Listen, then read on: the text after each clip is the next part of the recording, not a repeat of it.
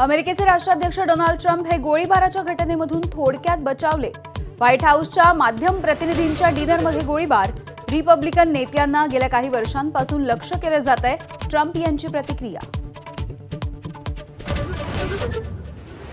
आजचा हल्ला अमेरिकेच्या संविधानावर। डोनाल्ड ट्रम्प यांची प्रतिक्रिया। कोणत्याही धोक्याची कल्पना नव्हती, ट्रम्प यांची माहिती।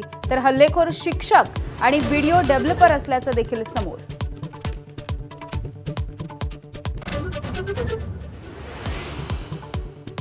इराणचे सर्वोच्च नेते मोज्तबा खामेनी सुद्धा ठार झाल्याची चर्चा। इराणने प्रदर्शित केलेल्या शहीदांच्या पोस्टरमध्ये मोज्तबा यांचाही फोटो। अद्याप अधिकृत घोषणा नाही। 35 लाखांहून अधिक शेतकऱ्यांना मुदतीपूर्वीच कर्जमाफीचा लाभ मिळण्याची शक्यता। शेतकऱ्यांचं 2 लाखांपर्यंतचं कर्ज आता माफ होणार। बोंधू अशोक खरातला 6व्या गुन्ह्यामध्ये 14 दिवसांची न्यायालयीन कोठडी।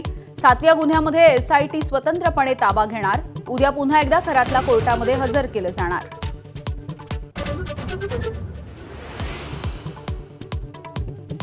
अशोक खरातच्या प्रकरणामध्ये अडकलेल्या महसूलच्या अधिकाऱ्यांना बडतर्फ करणार। चंद्रशेखर बावनकुळे यांची कठोर भूमिका। एसआयटीच्या अंतिम अहवालाची प्रतीक्षा असल्याचं स्पष्टीकरण। सोलापूरमध्ये आढळल्या आणखी 4 अल्पवयीन गर्भवती मुली। महापालिकेच्या रुग्णालयातल्या डॉक्टरांनी पोलिसांना दिली माहिती। मनपाकडून 7 पथकं स्थापन करून वर्षभरातील बाळंतपणांची फेर तपासणी सुरू।